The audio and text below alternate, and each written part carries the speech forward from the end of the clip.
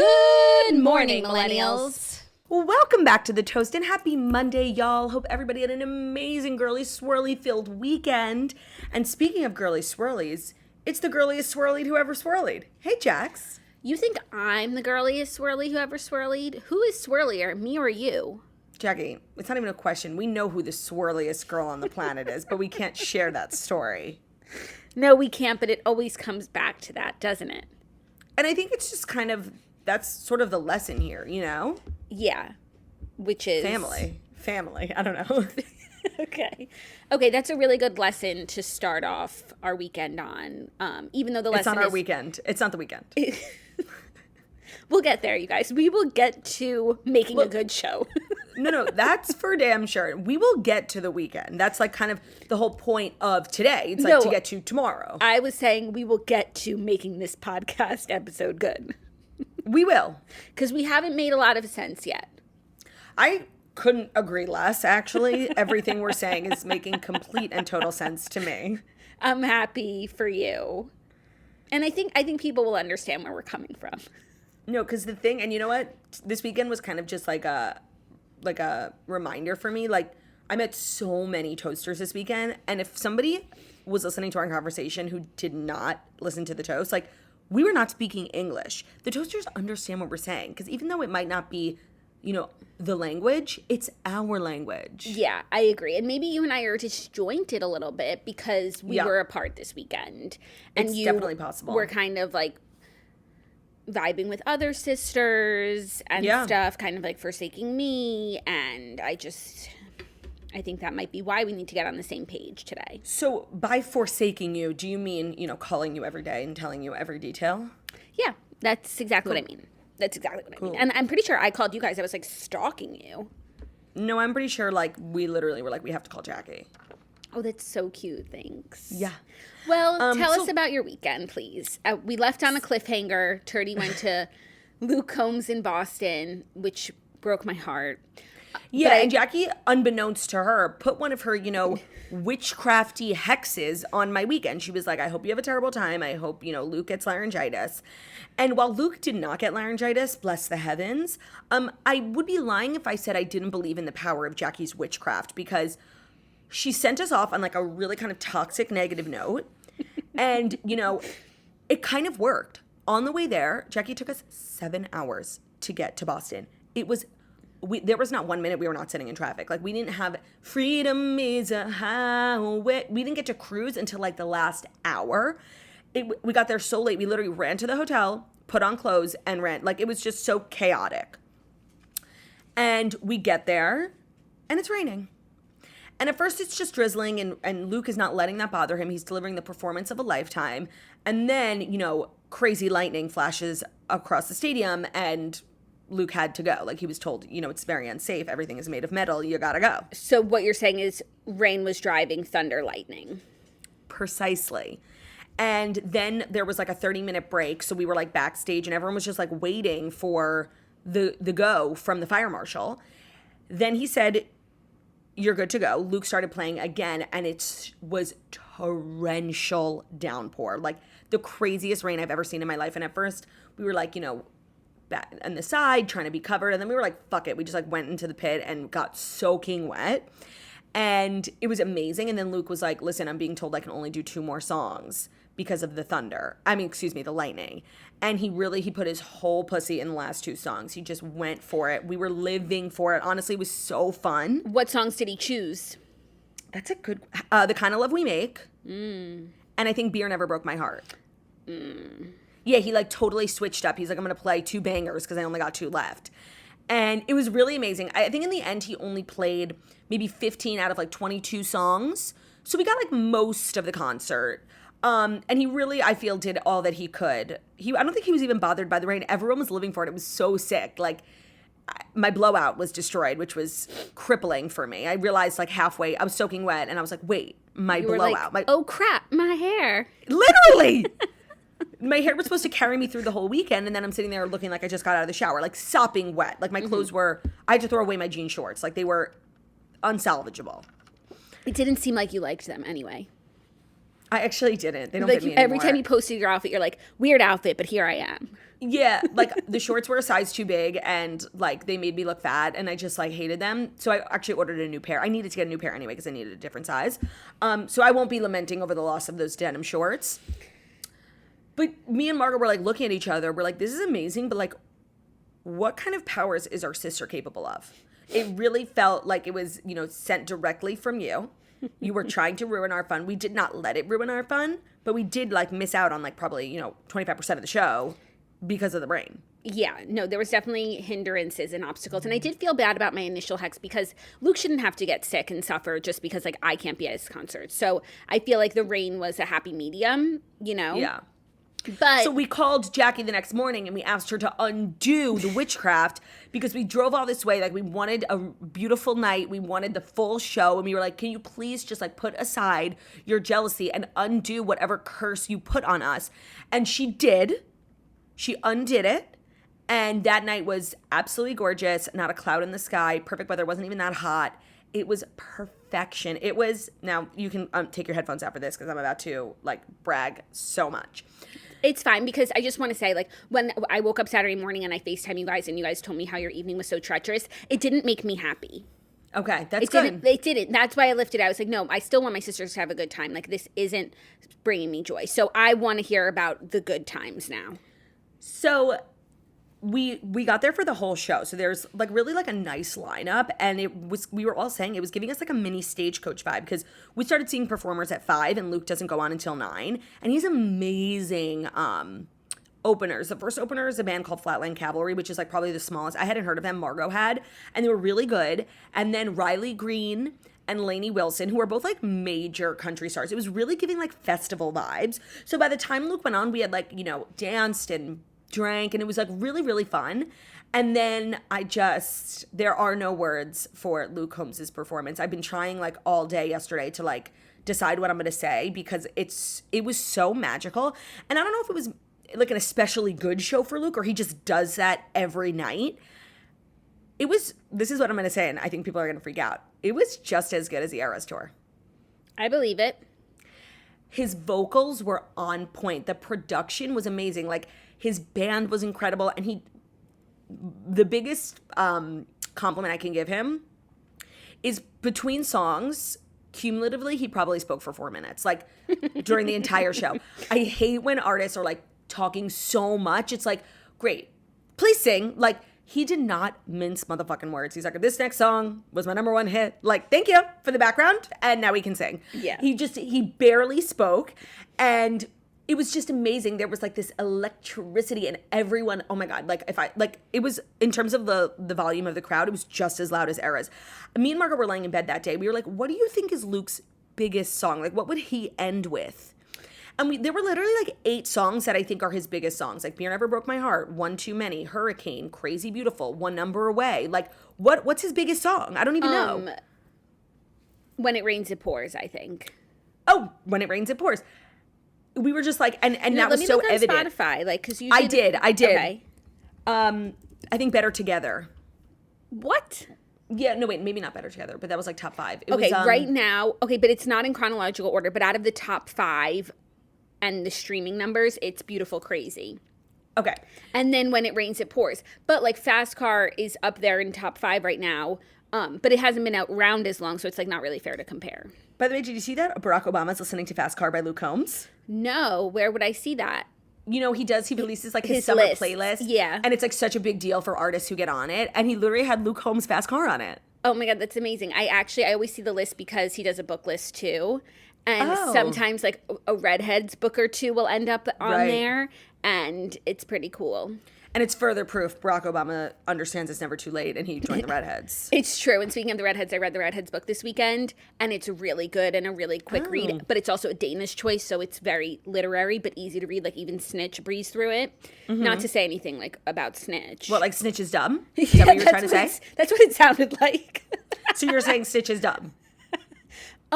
No, I'm not. But you guys, if you're a redhead, like, you know, Snitch doesn't have patience for books outside her genre. That's what I'm saying. I'm with Snitch on that one, by the way. But it did sound like I said Snitch is dumb. It did. No, it did.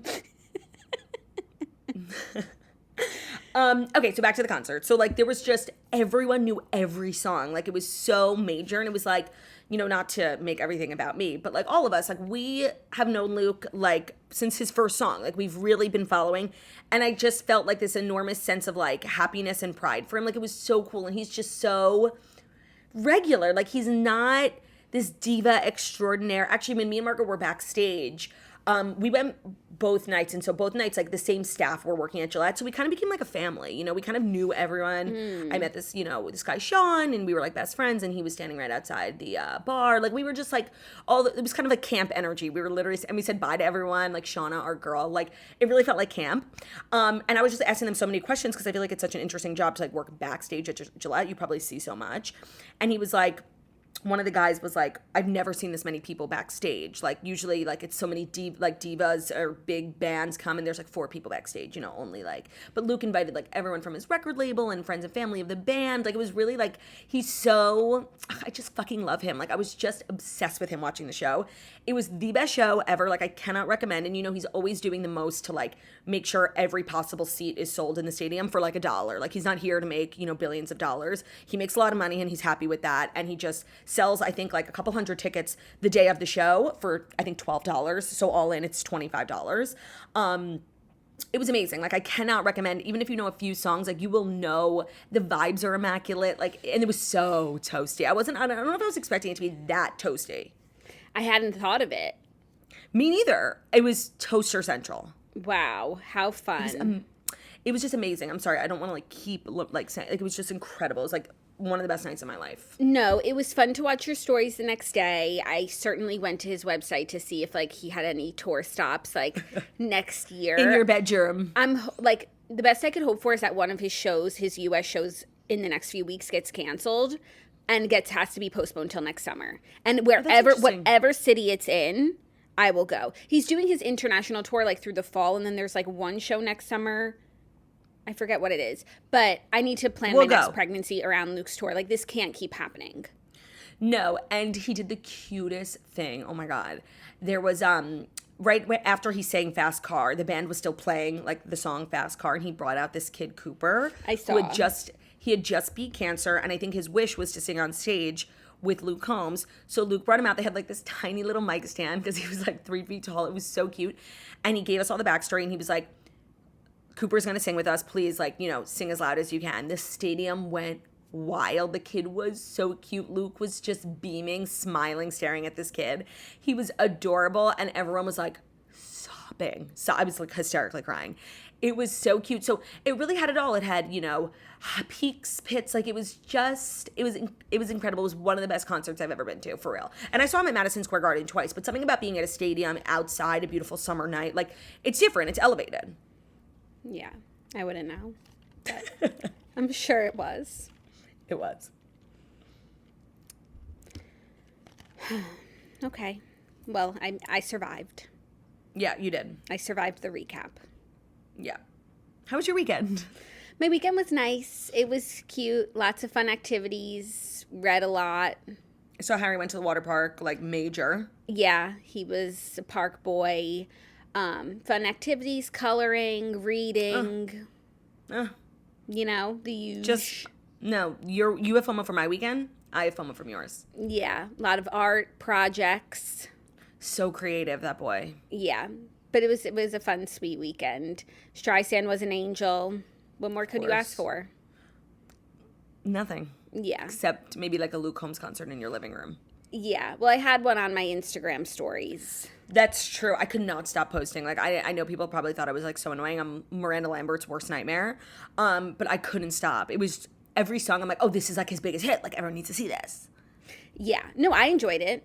And, like, people could swipe out. They could swipe out. Because you want to know why? Free will. It's a beautiful thing. And it's a very real thing. Don't take it for granted. I don't. Some people think we don't have free will. Oh, yeah, that, like, everything is predetermined. Mm-hmm. I feel that. Like, that's possible, for sure. The way I feel about it is we have free will to make our own choices.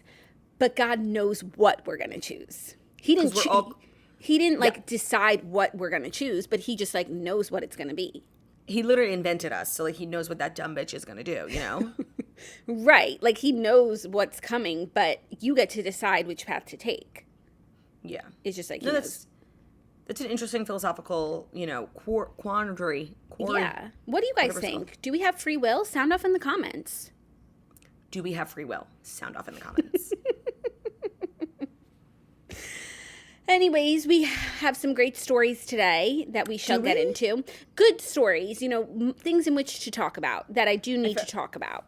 I felt like I was so out of the loop this weekend, like I don't even know what went down, so you're going to have to tell me everything. These will all look familiar to you. Got it. Okay. Yeah. So without further ado, I guess it's time to dive into the Fast 5 stories that you need to know. And the Fast 5 stories that you need to know are brought to you by eBay Authenticity Guarantee. So Jackie and I love to invest, whether it's purses, clothing, shoes. We're always making sure to shop smart with eBay Authenticity Guarantee. eBay authenticators are there verifying every detail of your purchase. So the eBay Authenticity Guarantee protects buyers from fakes, and it gives them the assurance that they're getting the real deal. Because what is worse than spending money and time and energy just scouring the internet, doing research, looking for your next investment, only to find out later that you have been scammed? With eBay Authenticity Guarantee, you will never get faked over again. Their service currently covers eligible items across sneakers, watches, handbags, jewelry, and streetwear. We feel more confident, Jackie and I, in ordering online, knowing that an eBay expert is authenticating our items. So any purchase that is backed by the Authenticity Guarantee is sent over to the authentication team, who personally inspect it, they check it against the listing, and they authenticate it. So in a world full of fakes, it's time to get real with eBay Authenticity Guarantee. eBay giving Real Housewife energy. In a world full of fakes, it's time to get real with eBay Authenticity Guarantee. So this is such an important service that eBay offers because the internet is a wild, wild west, and I feel like everyone has a story about a time where they spent so much time, money, whatever it is, looking for something that they really wanted and then ended up getting scammed. It was fake, and eBay's doing absolutely everything they can to eradicate that problem. So ensure your next purchase is the real deal with eBay Authenticity Guarantee. Everyone deserves real. Visit ebay.com for terms. Today's episode is also brought to you by Babbel. ¿Estás disfrutando de mi podcast? Thanks to Babbel, I know what that means. Do you? So Babbel is actually the second best way to learn a language. The best way to learn a language is through immersion, living where the language is spoken natively, using it every day. But of course, that's not possible for everyone. So the second best way to learn a language, Babbel. Because with Babbel, you can start speaking a new language in just 3 weeks. This summer, you can start speaking a new language with Babbel. Why Babbel? Because it works. Instead of paying hundreds of dollars, or as I like to say, dollars, for a private tutor, or fooling yourself with language apps that are little more than games, Babbel's quick 10-minute lessons are designed by over 150 language experts to help you start speaking the new language in as little as 3 weeks. Babbel is designed by real people for real conversations. All of Babbel's tips and tools for learning a new language are approachable, accessible, rooted in real-life situations, and delivered with conversation-based teaching. So obviously it's that time of year where everyone's traveling, and when you're traveling to a new country and they speak a different language, it is so important, like safety reasons and just logistically, if you have a grip on the language. So Babbel's a great thing to do in the weeks and months leading up to a trip. Studies from Yale, Michigan State University, and others continue to prove that Babbel is better. For instance, one study found that using Babbel for 15 hours is equivalent to a full semester at college. So here's a special limited time deal for our listeners to get you started right now.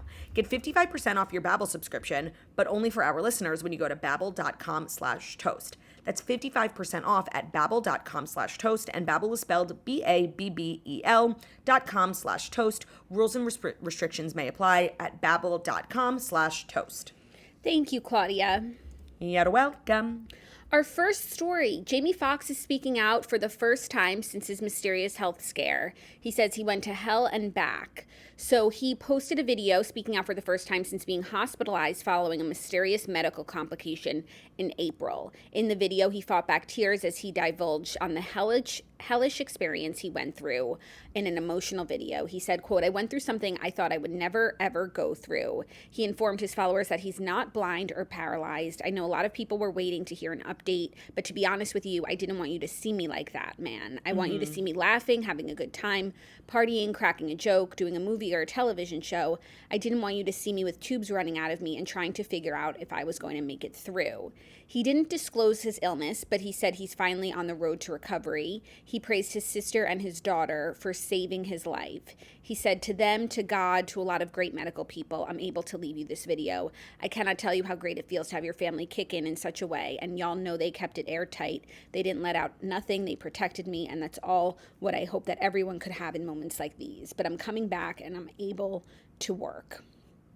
He said that his eyes are working just fine, proving that he's not paralyzed, and he wants to say that he has love. He loves everybody and loves all the love that he got, and he's just very emotional about the whole thing. He said he'll be crying on a dime for a while when he meets fans. He's just very thankful for everyone's love and support. And did he share what exactly happened to him? No. So it remains a mystery, because for the last few months, it's been like, it's been news that Jamie Foxx was in the hospital, but it was also like not really confirmed. And then his daughter did say that he fell ill, but still all very shrouded in mystery. And also his health status, if he was on the road to recovery, what was going on.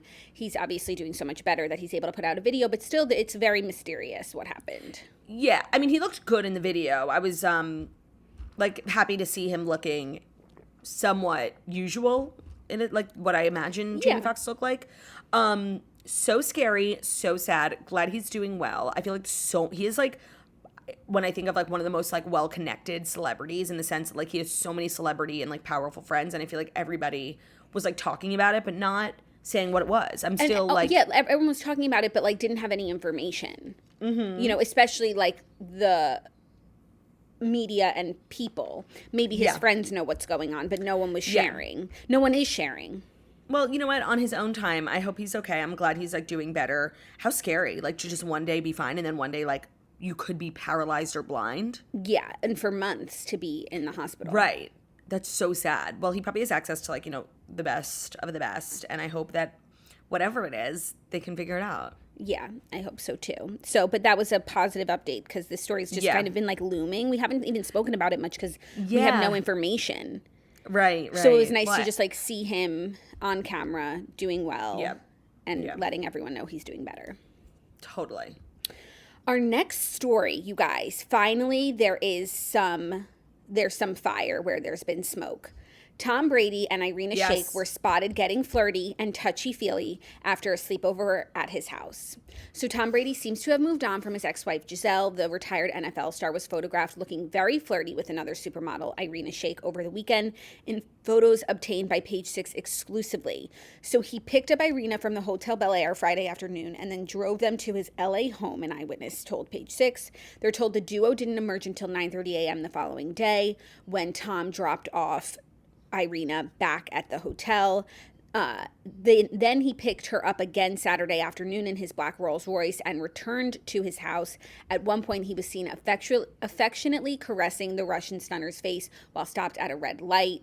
And there is photo and video of the caress. Have you seen the caress? I have seen the caress. I was shocked because I know we spoke about these two being spotted, but then we never heard anything again. I'm it's just people making a big deal that they were at the same party. Yeah, they're in the same room, and they are both eligible, and wouldn't that be nice? But that doesn't mean anything. Yeah. This is just so layered for me. I mean, my first thought was if I'm Giselle, I'm kind of loving this, because Irina Shayk really is a carbon copy of Giselle, in the sense that they have such similar careers that kind of look alike. He clearly has a type. So at least, it's not like he regrets everything. Right. I don't know. It's just, it would bring me peace, honestly, if I was Giselle, but I'm not, clearly. The other thought I had. Really, if you and Ben, God forbid, ever split up, would it bring you more peace if he was with someone exactly like you, or if he just went in the total opposite direction? It's actually a good call. Right? Yeah, it's well, if you're going to be with someone just like me, be with me. Why not me? But maybe if Giselle was the one to end things, and Tom was happy with his life, then it's I just want the same as what I had. Right. I'm trying to replicate it. So it just depends on how things ended, who ended it. So another thought I had is of course, Irina Shayk is, linked to Bradley Cooper. And what do we know about Bradley Cooper? He's the biggest Eagles fan. And I feel like there's like such beef between like Eagles and Boston fans. It's like so, you know, New England toxic sports energy.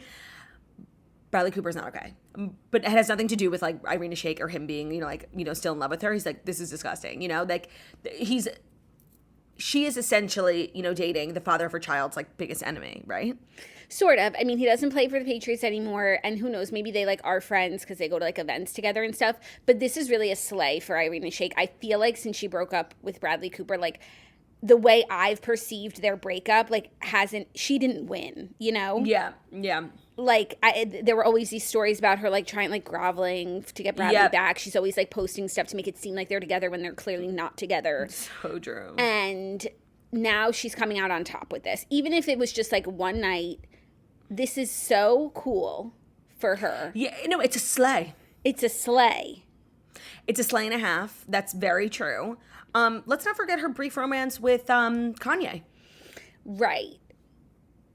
But this is cooler. Yeah, I feel like she's been like trying to like have a moment romantically ever since Bradley Cooper, and like she got it. And we love to see women in the workplace slaying. Now I hope that they continue to make each other happy because, you know, I love. But if all we ever get is this one caress, it would be enough for me, Dianu. Yeah, it is really crazy that like two people, you know, can't have a sleepover without everyone knowing. Like they did. It's not like they were spotted out at an event and left together. Like somebody saw him pick her up at like a private hotel and then saw them leave his house. Like it's kind of like a crazy invasion of privacy. It is, but it's one of those things where under other circumstances, I would be like, you know, they planned this, they called the paparazzi, or at least like one of them did. No, I don't and they think wanted so. to be seen. But because he picked her up from a hotel, like maybe paparazzi hang out around that hotel, really like figured out what they were seeing, and they staked them out the whole weekend. Like it just... Wait, where was she staying? Hotel Bel Air? The Hotel Bel Air, yeah. Okay, I've been there. It's like super private. It's like gated, and like the entrance isn't like an entrance on the side of the road. You like go up this hill. It's real, and I'm sure paparazzi do stand like down at the bottom of the hill, like by the gate. But like, there's a way, you know? Yeah. Do you think she called the paparazzi? So I would love to talk Based on about like that. exactly what I just said, like she needed a win. This looks so good for her. I could definitely see a world in which she did, you know, have her people call TMZ. Page 6, excuse me. This is a Page 6 exclusive. I could see a world in which... I hate to think that way, you know? I know, me too. It really bursts the entire bubble, like this fantasy we live in where like we just are being able to spot celebrities in the wild and they're not like trying to show us what they're doing. But if it all is true, like literally everyone says all the celebrities call paparazzi on themselves, like then this whole thing is just one big charade that we are like engaging in. Yeah, because, I don't know, the Hotel Bel Air is like such a frequent hotspot for celebrities for a reason. Like, it really is that private. What's more private than your own home? These are just two locations. I don't know. I felt like many celebrities go to and from the Bel Air Hotel from their house and get away unscathed, you know? Mm-hmm. I don't know. It's definitely making me think. Yeah. But again, like if you're Irina, and I wonder if this was the first Jackie, date. why do we have this like image of Irina as being like thirsty? Like why? I do. I definitely see her as like thirsty in relationships. Like yes, like because she posted all this stuff with Bradley Cooper, like as if they were in a relationship. On the beach. Yeah, like they were on vacation. I think like for their daughter, and she was like making it look like they were together, and they're just like not together. And even when they were together, it didn't, like, seem great. Wimbledon, which we know, but also, like, the Lady Gaga stuff, she was just always, like, on the outs. It's so true. And Bradley's also the type of celebrity who doesn't have social media. He doesn't have, like, a publicist who, like, makes statements. So Irina's kind of free to put out whatever narrative she wants because no one's going to challenge her. And we were just seeing through that. Yeah, no. By the way, I completely forgot about the Lady Gaga thing. Yeah, you're right. She's been positioned as, like kind of beta, even though she's like this alpha female. She couldn't be more stunning, more successful. Yeah, she has this like weird vibe to her image. Her image has definitely been marred by that relationship. Yeah. So I'm happy for her because this is a W. I think when you think about the layers of what Tom Brady could mean to her ex-man, I'm not saying he hates Tom Brady, but he definitely like, you know, it's, you know what it is? It's kind of I know what it is. Okay. it's kind of like the Joe Jonas, Gigi Hadid, Sophie Turner thing. It's like, where do you go after Bradley Cooper? Seriously, Yeah. where does Joe Jonas go after Gigi Hadid? And you know what? He slayed with Sophie Turner. He went all the way up. We thought, he couldn't possibly, especially because, he was shorter than, he was definitely like punching up when he dated Gigi. Yeah. And then it's like, oh, well, that was fun for a minute. And then he could go back to, dating a normie. No, he went to Sophie Turner and like they literally are perfect for each other. And she's, a global international superstar and she's literally stunning. Where do you go after Bradley Cooper? There's really only one place to go. It's down. Irina Shayk found a way to go up. And for that we have to absolutely applaud her. Mess with Bradley. Like, he watches football every weekend. Yes. Even if, like, he doesn't have an with issue. Bradley. Even if he doesn't have an issue with Tom, like, maybe they're cool because, you meet Tom's the GOAT. Like, you can put aside your petty squabbles. It's true. He has to, like, think about Tom Brady all the time. Like, he watches ESPN, he watches the sports, and they're always talking about him. And it's just, she got inside his head, I think. And I'm happy for her. No. Yes. But I do wonder if, like, these photos are going to ruin whatever relationship has already started. Because, like, is Tom not asking himself the same thing? Did she call the paparazzi? Jackie, is Tom feeling suspicious? He should be. I would be. Yeah. I feel like also we don't get crazy paparazzi pictures of Tom Brady. Like, he's, yes, probably the biggest star in the world, but football's, like, sports are a little different. They don't really get hounded by paparazzi. It's not Hollywood. Yeah. And mostly because athletes live in, like, random towns because they live where the, stadium is, Kansas City. So there's not, like, big paparazzi culture in, New England. Yeah. But he has a house in LA. I guess. His house is everywhere. Yeah. Also, like, here at the bottom of this article, it said last month, Page Six exclusively reported that the model had made a beeline for Tom Brady at a wedding. Yes. And that she scarcely let him out of her sight throughout the weekend-long festivities. She followed him around all weekend. The insider said she was throwing herself at him. So, like, these stories just don't help. So is it that Irina's thirsty, or is the media after Irina? I'm sure, like most things, it's a bit of both. Yeah. Yeah. Because that, like, just that way of framing it is so mean. But why are they framing it that way? Like, they don't say that about everyone. Yeah. No, that's interesting. That's, like, honestly brutal. Like, that's humiliating. Yeah. But look, she rose above it. She rose to the occasion. Luckily, Tom Brady doesn't read Page Six. Yeah, but I'm sure he knows that these photos and videos are out there now. Oh, yeah, but I don't think he saw that quote that she was making a beeline for him at the wedding. Because what's more of a turnoff than that? Yeah. Unless he was making a beeline for her. Unless they misread the whole thing. Yeah, like, how would they even know that? What's going on in her head. Right. Yeah. We have to give Irina grace. We have to. Let's give Irina grace. Yeah. She deserves it. She does. But you know what? Jackie, she's doing okay she deserves today. it. She deserves it. She's been through a lot. We all remember those photos at Wimbledon. Yeah. But she's doing okay today. She had a good weekend. Yeah. Happy Wimbledon's always making news. I know. This year it was Irina. This year it was Ariana. Mm-hmm. In years past, it's been Irina. In years past, it's been Meghan and Kate. Mm-hmm. It's kind of this hotbed of celebrity scandal. Yeah, no, it's like it's an event. It's like the Met Gala. Like, who's going, who's sitting with who's talking to who. Right, and it's kind of like celebrity, like you're observing celebrities for like hours at a time in one place, not just like a red carpet photo and then bounce. Like, you have to see them out in the elements, Yeah. Interacting, sitting. It's kind of gorgeous. It's kind of like anthropological. Yes. If you will. Mm-hmm. I'm using anthropological. Gorgeous. Yeah. Let's use that. That's our word of the day. Let's try and use it one more time. Okay. Are you ready for our next story? No. You're not. No. Our next story is brought to you by Masterclass, which I'm excited to talk about because I listened to a masterclass on our road trip. It was such a fabulous way of making the time pass. So with Masterclass, you can learn from the best to become your best, anytime, anywhere, and at your own pace. So annual memberships start at $10 a month, and you get unlimited access to every instructor, thousands of online lessons, exclusive content, insights, and more. So Masterclass has over 180 classes to pick from. They have everything from Kris Jenner to Bob Iger, and they add new classes every month. So they have Gordon Ramsay, Malcolm Gladwell, Steve Martin. Oh, I gotta listen to the Steve Martin one. We listened to the Kris Jenner one in the car. Chris Voss, Esther Perel, Mariah Carey, and many more. So you can find practical takeaways that you can apply to your life and at work. If you run a business, you can use Masterclass to help your team. You're basically gaining new skills in as little as 10 minutes, either on your phone, computer, tablet, smart TV, and even audio mode to listen on the go, which is what we did in the car. Connected to CarPlay, listen to Kris Jenner. It was fabulous.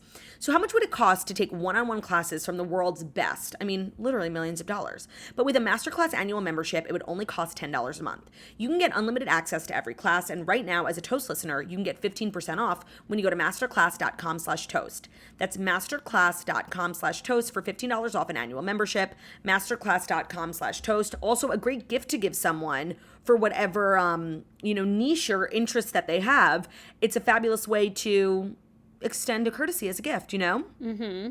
I loved listening to Chris's, about building a business, how the girls, use social media. It was really topical, for what we do, and I just loved it. Yeah, you can really learn so much on it. It's a great gift. I've gifted it before, and it's really thoughtful and helpful. Yep. Okay, our next story, we have an update on Graham Gate. We have a couple updates. James Kennedy has renamed his and Raquel's dog after the alleged biting streak. So James posted to Instagram this weekend a picture of the dog formerly known as Graham, and he said, "Hippie heart." He said, "We've decided to rename this little beauty Hippie. This is a tribute to my late godfather, George Michael's dog's name.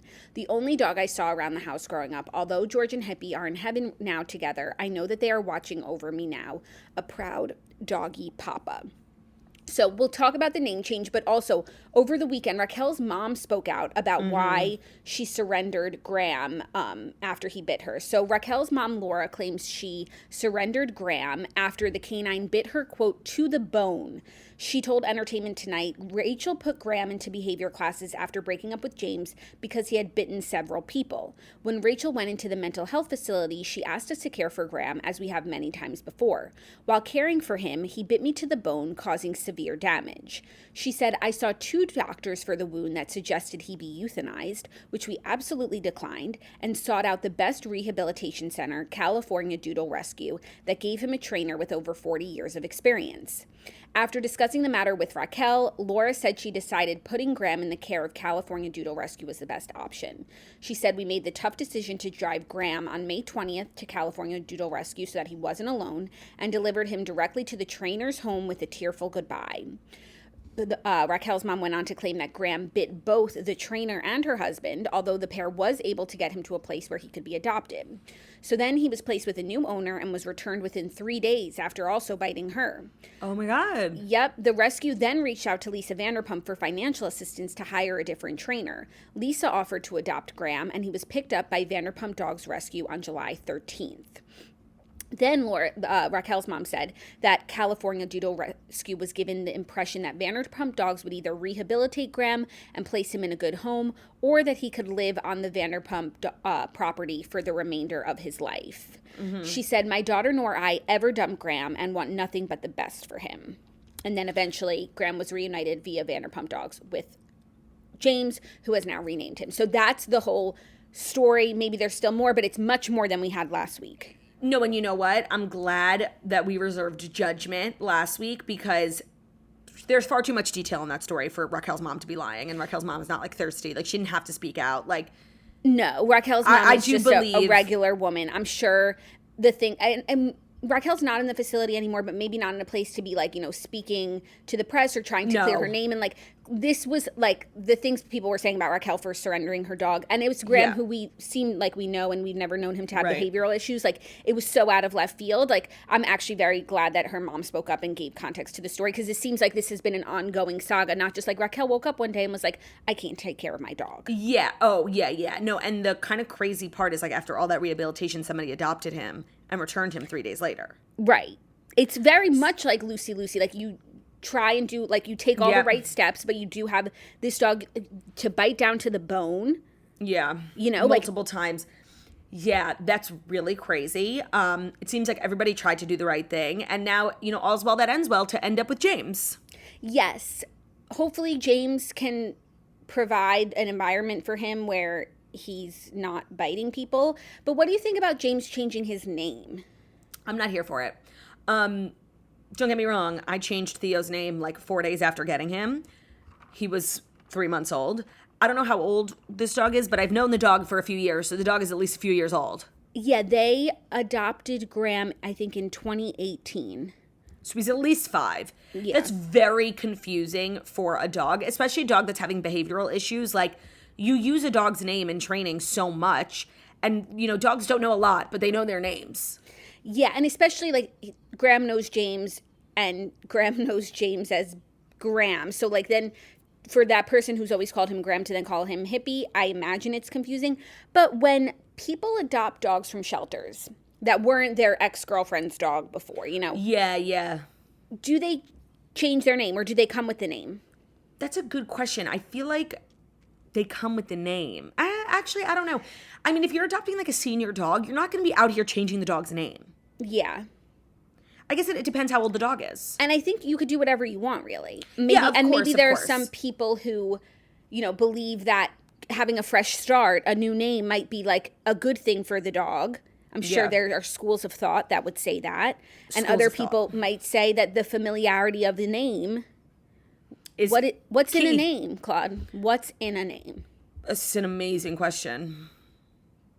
Yeah, I mean, I wouldn't have changed the name, but I also imagine Allie's probably like Graham is like Raquel. You know what I mean? Like, I get that. Yeah. Graham. And then, like, you just hear her voice every time you say the dog's name. Yeah. So I get it, but I probably wouldn't have done that. It's confusing for a dog, especially a dog that's clearly been through a lot in the last couple of weeks, like multiple different homes, returned, adopted, trainer, back to my dad, who I haven't seen in 2 years. Like, it's confusing. Yeah. So the one thing a dog has is his name. Right. His mom he hasn't seen in months. Right. It's a period of transition for Graham Hippie. And why are we making it worse for Graham Hippie? I don't know. I would love to see some research on maybe a tabula rasa being good for Graham Hippie. Perhaps. Now, one thing about me, like, I am going to forget that James Kennedy is George Michael's godson. I'm going to forget it for sure, but I'm going to know that he has ties to fancy English people. Yeah, I just think it's, like, convenient. Like, George Michael's not here to rebuke that, Well, George Michael's his godfather. Even if, like, he, doesn't want to get drinks with James, like, that's facts. According to who? No, like, it's definitely his godfather. Like, according to James's mom and dad, yeah. I'm sure there's photos and things.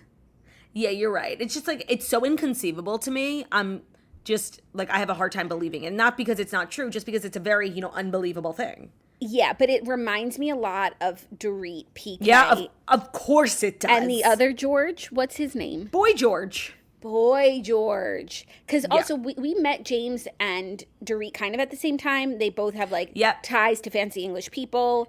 No, but at least like Boy George is like on the show. Boy George vouches for Dorit and PK. He would go to bat for them. No, and I forget who I was just with. Somebody who works for someone. They work on like a bunch of tours and George Michael's tour. And I was like, have you ever met PK? He's like, yeah, he's at every show. Like, he actually is Boy George's manager, Yeah. There's no denying that. Yeah. So we'll see what happens. Graham Hippie was on the trip in Tahoe, so we'll definitely learn more about this story when we watch VPR. Yeah, it's giving Lucy Apple Juicy, and everybody's like collectively rolling their eyes because that was such a treacherous time. Personally, I loved the Apple Juicy Lucy Goosey era because that was when like it was kind of the reckoning of Lisa Vanderpump. Yeah.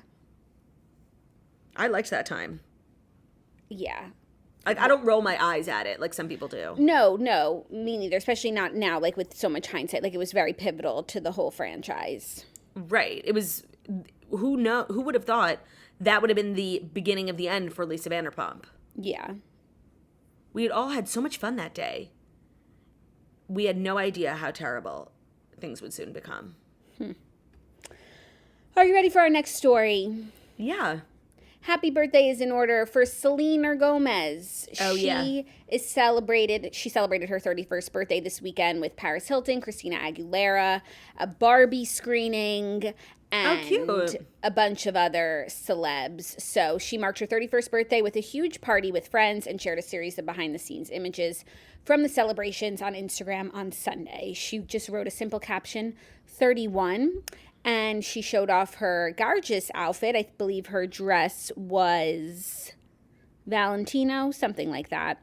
She looks really beautiful, looked like a fun party, lots of stars. Some of her best friends were missing, like Taylor, who's obviously busy. Understandable. Nicola is in Saint-Tropez with her family, but posted, something very sweet for Selena's birthday.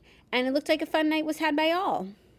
Yeah, I feel like Selena, like, low-key throws, like, a great birthday every year.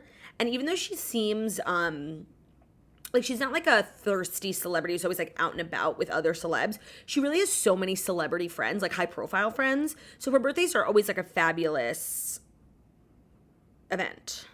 Yeah, I don't recall her other birthdays, but I remember last year.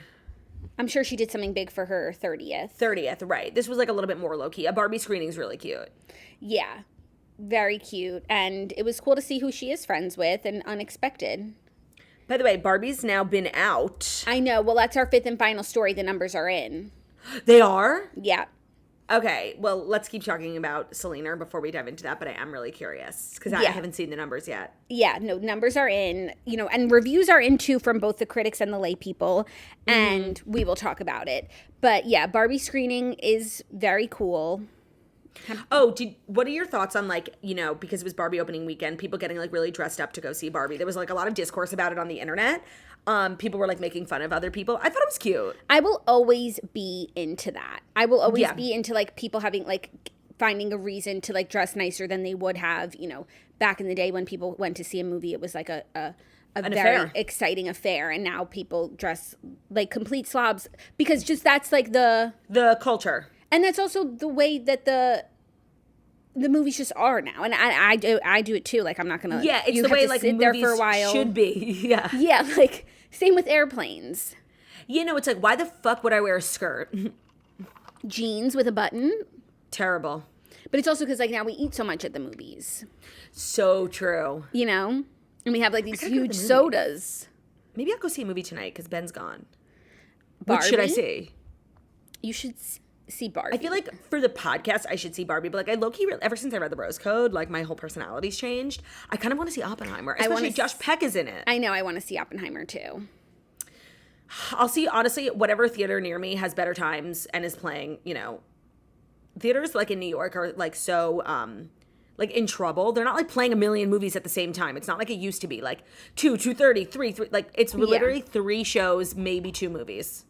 Yeah, so when something is popular, it's actually hard to get a ticket. Yeah, my theater, like, the upstairs is closed. All the all the concessions and the theaters that were upstairs, no, they can't keep the lights on, so it's only the ones downstairs. Yeah. Well, you know what? Let's get into our fifth and final story, Barbenheimer weekend. And I want to let you know that today's episode is brought to you by Dreamland Baby Co., which is a brand that I am loving as a mama, and I can't wait to tell you guys all about it. And also let you know that if you go to dreamlandbabyco.com and enter our code TOAST at checkout, you will receive 20% off site-wide plus free shipping. This offer is for new and existing customers, so definitely take advantage of that. So if you don't know, Dreamland Baby Co. is responsible for the Dreamland Baby Swaddle, which is an amazing baby swaddle. It will help your baby feel more relaxed, sleep deeper, Swaddling is so important for babies. You want to keep their arms in. It depends on their age, but there are all these different stages of swaddling. And I love the Dreamland Baby Co. one because you can use that swaddle 3 different ways, with both arms in, one arm out, both arms out. Harry used to sleep with one arm out, which was just really cute. It has a 2-way zipper for fuss-free diaper changes in the middle of the night. You don't want to have to take the whole thing off, so you can just zip from the bottom. And it has evenly distributed weight with their CoverCalm technology. So think about the way you feel when you sleep with a weighted blanket, how it, decreases anxiety and stress. Like, it does that before your little bebe, which is so wonderful. It's also 100% soft, uses natural cotton. It's a wonderful, wonderful product for babies. We've loved ours, the Dreamland Baby Swaddle. It will really help if you are on a sleep journey struggle. So again, that's dreamlandbabyco.com. Enter code TOAST at checkout to receive 20% off site-wide plus free shipping. This offer is for new and existing customers. Enjoy. Today's episode is also brought to you by Mattress Firm. It can be intimidating knowing what type of mattress you need to get a quality night's sleep. Mattress Firm's sleep experts get over 200 hours of training so they can pair you with the right mattress and accessories to get a quality night's sleep. Did you know that the comfort level of a mattress can help alleviate pain, tossing and turning, even isolate motion if you sleep with a significant other? That's the thing. Me and Ben have such different sleep needs. So when we were looking for a mattress, our mattress is from Mattress Firm.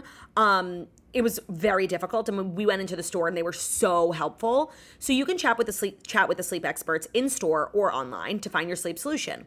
They'll ask you questions to understand what keeps you up at night. They'll help match you with a high quality mattress. They carry tons of top brands like Tempur-Pedic, which is our brand of mattress. They have Stearns & Foster, Serta, Nectar, Beautyrest, Sleepies, and if you're looking for one of those convenient mattresses in a box, Mattress Firm can also help with that. Because the last thing you want to worry about is delivery. Mattress Firm offers free and fast delivery. I can attest it was so seamless, so easy, and the guys were so nice. Mattress Firm helps you with more than just mattresses, too. They also have mattress accessories like mattress protectors, adjustable bases to bring your comfort level to 100. One thing that's important to Mattress Firm is that they have great deals, even outside of their sales events. Like right now, you can save on the right mattress by shopping in-store or online at mattressfirm.com. Of course, they have huge sales throughout the year, but even when it's not those sales time, they have great deals. So right now, you can save on the right mattress by shopping in-store or online at mattressfirm.com. That's MATTRESS, firm, FIRM.com. Thank you, Claudia. Between those two, you should have a great night's sleep. It's so true. Sleep is incredibly important to us here at The Toast, and our sponsors just merely reflect that. Fifth and final story, box office news. Barbie opens to a record-setting $155 million weekend, while Oppenheimer shatters expectations with an $80 million debut. So Barbenheimer fueled the 4th biggest box office weekend in history. Over the weekend, moviegoers turned out in force for Barbie, which smashed expectations with $155 million to land the biggest debut of the year. But also Oppenheimer came out good with $80 million in its opening weekend. I think the budget for that was probably not as right. The budget for Barbie was, I think, $150. So to get your budget back and then a little bit more in opening weekend is a really, I think, major accomplishment. $150 including the marketing budget? I don't know. Because everyone's talking about this $100 million marketing budget. Oh, so was it $250? Perhaps. You know what? Let's look. How much did Barbie cost to make? Yeah, $145 million, not including marketing. Which we know they've got ways to go. Which we know was 100. They've got ways to go. They have ways to go, but also if you include global sales, I think it did $182 million globally, which made the whole weekend $337 million. Oh, okay, so that's misleading. Yeah, unless it was only $100 million marketing in the U.S. And if you go global, then the bill goes up. Anyways, hundreds of thousands of ticket buyers refused to choose between the two seemingly different blockbusters with sprawling cast and twin release dates, so they opted to attend same-day viewings of Barbie and Oppenheimer. People said this is an unequivocally great weekend for movie-going. The movies are complementing each other at the box office, not taking audience away from each other. The cultural craze known as Barbenheimer worked to fuel the biggest collective box office weekend of the pandemic era, as well as the 4th biggest overall weekend in history. The other top 3 weekends were Avengers Endgame, Avengers Infinity War, and Star Wars The Force Awakens. Yeah, I feel like these days, movies that aren't like action or DC Marvel, like don't make those lists. So this is great for, you know, burgeoning movie genres. It's also just like kind of a perfect storm. Like these two movies, I don't know how Barbenheimer like got so viral, but it's just been like a marketing dream. Yeah, but it's also worth noting this is like the combined power of two movies versus those other movies were one movie. That's true. But still strong, especially in this day and age. And it's also the biggest opening for a female director ever. Greta. Not Toon. Not Toon. I don't know how she feels about Barbie. I'm sure she has a problem. Yeah, I also don't know if, I feel like people are saying this, but I don't know if it's necessarily true. Like, I don't really feel like the strike impacted the ability for people to promote the film. It's like the strike happened at the perfect time. Like, everyone was just about to be done promoting. Well, the part of the strike where people are no longer allowed to promote happened, like, the perfect time. But the strike has been going on for weeks, and Barbie has been being promoted for weeks. And then I'm also seeing on my Instagram so much Barbie promo, like, from people, influencers, both like, and there's so many brands that are doing Barbie collabs. I'm pretty sure the number was 100 brands that Barbie worked with. But I'm getting all these emails in my inbox from brands that I like, you know, shop at, and they all have like a Barbie line. I'm like, same. Were you guys hand selected by Mattel to partner with the movie, or can anybody now just like put the Barbie trademark on stuff? Oh, that's a good question. I wonder how it worked for collabs. But like literally everything. I got Bumsuit Barbie, Barefoot Dreams Barbie, Pink Berry Barbie. I got cupcakes. Everything is Barbie. And then also I'm like, so are those brands and, you know, social media accounts not crossing the picket line by promoting the movie? I'm seeing so much movie That's interesting. promo. Also like influencers who are dressed up as Barbie. And I'm also like, some of it seems sponsored. Some of it doesn't. It just seems like a gifted or a party or something. But I'm like, are they crossing the picket line? Right. I think Jackie and I have been sending each other things back and forth because I think it's interesting. And I'm admittedly don't fully understand like what's considered crossing the picket line. But I feel like even you can't really not talk about Barbie. Like it's so in the culture, and is talking about it considered promoting it? I don't know. Right. And also, what's the point of not promoting the movie? Is it so that people don't see it? Because wouldn't that hurt the industry even more? Like I was thinking that too. Like if you want to support the strike, should you not see the movie? Right. That's what I'm wondering. I don't know. If that's not the case, if that doesn't support the strike by not seeing the movie, then why does promoting the movie not support the strike? No, I don't know. I'm not sure. No, I don't know. But I did see this video of you know, because people who are in SAG can't and won't go to the premieres. Of course, studios have just like widened the net of who can go. And I think it was the one in Milan where it was like exclusively like content creators and everyone just like looked crazy. It was really funny. I don't know. Right. And like, are those content creators, are they the ones that we were talking about last week who it's like influencers, you're going to get opportunities that you never would have gotten, but don't take them because you're not standing with the strikers? Like, is that what this is? So I had gotten a message from a toaster who's like in SAG and a working actor, and she like explained so much of the strike to me. But per the influencer being like Scab's conversation, she said, yes, if Universal, Netflix, Amazon, etc. pay an influencer to promote a film or a show during the strike, and they do it, they might not be eligible to join SAG later on. So yes, like the money could be great, but you're closing off future opportunities and closing future doors of opportunities for what might only be a couple months of a strike. Okay, but so I think it's the exchange of money. Okay, that makes you crossing the picket line. Got it. Good to know.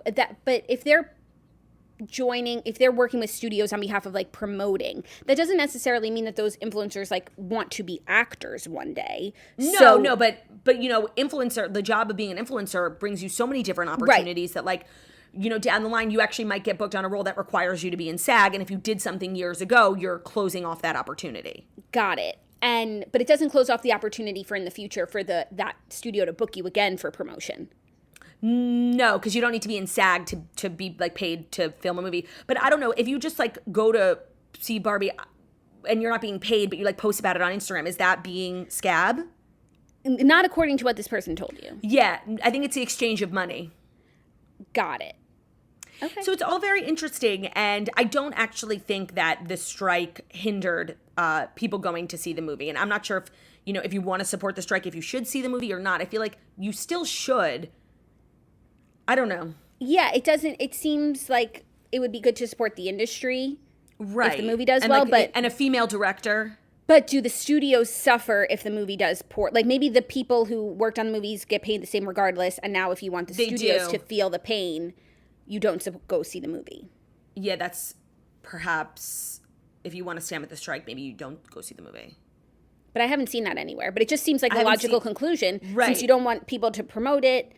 Oh, and you know what else I listened to? I actually, on the car ride we listened to a Tim Dillon episode. Oh my God, it was so funny. And he's in SAG, but he's also like a comedian, and he was being really funny about it. But his overall point, which I found so interesting, was like, the strike will come to an end. Like, everyone will, of course, agree on something. And one of the major points in the strike is AI. And he was like, the studio will budge on a lot of things. They will not budge on AI. Like, they will give Fran and the writers what they want on a lot of things. They'll all meet in the middle. But AI is not something that they will budge on, because he said it's unrealistic for Hollywood to not start automating when literally every industry has done it in history. And like, Hollywood is not this like deeply ethical, moral business. It's a business known to exploit people and, has a very dark history. So to expect like the utmost morality from Hollywood is just unrealistic. So writers, in terms of like residuals and royalties, a lot of what they're fighting for is like, shows are going so viral on Netflix or whatever, and a writer or even a star of it is making 5 cents. Like, he said the royalties, he thinks like a lot of what they're fighting for will change, but the AI, he doesn't think Hollywood will budge on. Yeah, and it makes sense that the business model has to change from like the days of studios and networks to the days of streaming. Like, just like how the music industry had to change from the days of, selling CDs and all that stuff to now streaming. But I feel like they've kind of figured it out. I mean, it's still... Well, it's not great. It's better, like it's conversations being had, but I don't think there's unions in music. So there was never like a big strike and a big conversation being had about it. It was just, powerful people like Taylor Swift speaking out, causing change. Got it. Very interesting. And have you seen this Andrew Schultz tweet that's like gone viral? Yes. His theory about the strike? Yes. That basically, in order to pay residuals to all these shows on the streamers would have to say how many people are watching the shows, but they don't release their numbers. They do release minutes streamed for some of their biggest shows, but what the fuck is minutes streamed? How many people watch a show? Yeah, the analytics that like Netflix and these big streamers put out are like really vague. And I think in tech, it's like very common for people to like inflate their numbers, and then their valuation gets inflated and their stock goes up. So if they had to be totally transparent about their analytics, what Andrew Schultz said is like, it would be bad for business. Yeah, no, he said that their numbers are not what the stock price reflects right now. So their stock price would go down. And actually, ultimately, this is his theory, and that ultimately it would hurt everyone, because if the Netflix stock price goes down, they will have less money to spend. They will make less shows, and there will be less working actors, working crew, working everything, and they'll only keep making those 1% of shows that do amazing. But there is so much content on all these streamers, and most of them don't have huge audiences. Yeah, I actually remember, so weird, and like just one thing like your teacher taught you like actually sticks with you. I took like a media class, and it was more about cable, but it was like 9 in every 10 shows on air lose millions of dollars, but that one show that does well makes enough money to keep all 10 on. That's what Mr. Wonderful says about his investments. That 10% of investments like pay for the other 90% that fail. And then I forget who else told me this, but I think I said this on the show already about mid-September. Did I say that Friday? Yeah, you did. That people will be the like... The strike will be over by mid-September. That's what industry execs think. It will be more pertinent to end it than it is right now. We're going into August, which is the quietest month of the year. Yep. Oh, very interesting. Did you think Oppenheimer was going to do better than Barbie? I don't know why I did. Even though like Barbie's everywhere, I just felt like Oppenheimer would do better. I don't know why. I didn't really know anything about Oppenheimer. Like, I still don't really know much about Christopher Nolan, but the people in that article were saying like they expected Oppenheimer to do $50 million, because it's like grittier subject matter. It's not as lighthearted, but it seemed like there was this whole huge cult following to the effect that it was Barbenheimer. Like, if it was not as big as Barbie, like, it would have been Barbie's weekend. Yeah, but I guess it depends how we're looking at success, because, like, yes, Barbie made more, but Barbie also most definitely spent more. Right. So, like, whose profit is bigger? Probably Oppenheimer. I don't know. Me neither. Well, I'm going to see it. Maybe I'll see Barbie tonight. Let me see if anybody wants to go with me. I'm sure Zach would go with you. Oh my God, yeah, Zach loves movies. Zach loves the movies. Okay. Have fun. Great. So those were the past 5. And people are saying it's good. Some people are loving it. Some people are liking it. I've seen a couple hates, but I think that it's actually pretty good, Barbie. Yeah, no, I'll be completely honest when I see it. I feel like I'm not difficult to impress as long as the movie's like under 2 hours. If it's over 2 hours, I will hate it, and I'll give you a bunch of reasons, but just know it's because it was over 2 hours. Yeah, yeah. Let me look it up, Barbie runtime. But it also includes like credits. Yeah. Oh, hour 54. Gorgeous. Yikes. No, but then with credits, it's probably hour 30, like if you take out the end. Probably like an hour 45. No, those credits run forever. They do. All right, I'm going to see if I can even get tickets. Yeah. Good luck. Well, that's our show. Hope everybody has an amazing Monday. I hope so, too. I, too, hope that for you. You do? Yeah, I do. All right. Well, actually, I'm going to come over soon. I want to see you and Harry, so I'll see you in a bit. That's so sweet. Thank you, guys. And we need to talk about your week. I need to know what's going on with my turdy. Yeah, we need to kind of like schedule things. Totally. Thank you guys so much for listening to the Toast Monday Morning Show, where we deliver the past 5 stories that you need to know every Monday through Friday on YouTube. So if you're watching us on YouTube, please feel free to subscribe and give this video a thumbs up. We're also available as a podcast anywhere podcasts can be found. So it's Spotify, iTunes, Stitcher, if it's still around, Public Radio, iHeartRadio, CastBox, all the places where you listen to podcasts. Find us, the Toast, leave a 5-star review about how beautiful, stunning, and wickedly talented we are. Hope you guys have an amazing day, and we'll see you tomorrow. Bye. Love ya. Bye.